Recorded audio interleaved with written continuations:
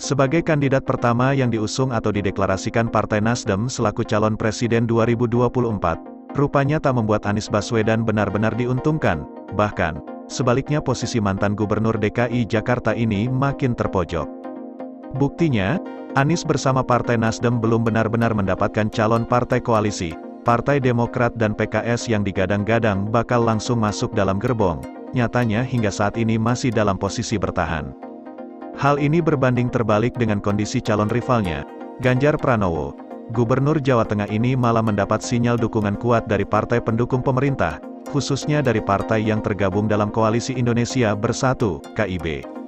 Sinyal dukungan dari KIB ini cukup beralasan, mengingat Airlangga Hartarto selaku Ketua Umum Golkar yang paling potensial jadi capres. Sejauh ini elektabilitasnya masih di bawah. Opsi lainnya, KIB bisa saja mendukung Prabowo Subianto, atau bahkan bisa saja mendukung keduanya jika skema paket Prabowo-Ganjar terbentuk.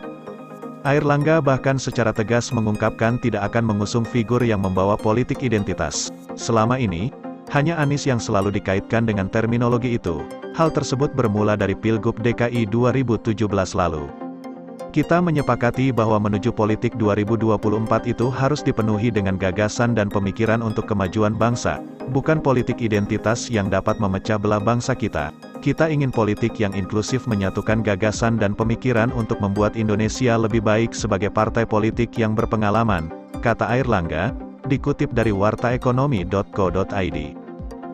Kendati begitu, menurut analis politik Universitas Hasanuddin, Andi Ali Armunanto, pernyataan Airlangga tersebut dinilai sebagai bentuk propaganda belaka, sekaligus sinyal bahwa KIB tidak akan mengusung Anies Baswedan sebagai capres, yang ditafsirkan memiliki riwayat politik identitas. Yang tersedia sekarang hanya 3 figur capres, Anies, Prabowo, dan Ganjar. Sementara, Anies dan Prabowo sama-sama kita ketahui memiliki riwayat politik identitas. Jadi kalau kita lihat, bila bukan dua ini, siapa lagi kalau bukan Ganjar, jelas Ali. Masih dikatakan Ali, hal itu menjadi bargaining untuk dua partai lain yang disebut segera bergabung ke KIB jika itu terjadi.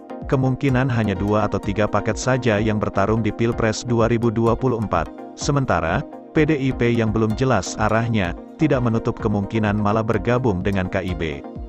Tapi kita juga belum tahu apakah KIB yang bergabung ke PDIP atau sebaliknya. Karena Megawati masih mempertahankan gengsinya. Selama ini, ia yang selalu menjadi inisiator dalam proses-proses seperti itu, bebernya. Lalu, bagaimana dengan Anies yang terus diserang? Menurut Ali, saat ini ada 2 pola kampanye, yaitu positif dan negatif.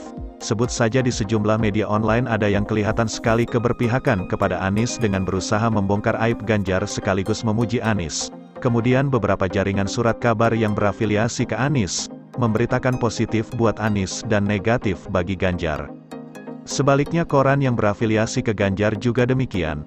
Lalu kemudian banyak mempromosikan Ganjar dan seterusnya. Bahkan universitas di Pulau Jawa ikut juga seperti itu dengan membawa nama alumni. Itulah yang menciptakan pola-pola kampanye. Akan tetapi, hal yang seperti ini hanya akan berefek pada pemilih baru yang mendapat informasi kurang bagus, atau kemampuan menyaring informasi yang kurang akan memengaruhi opininya, pungkas Ali.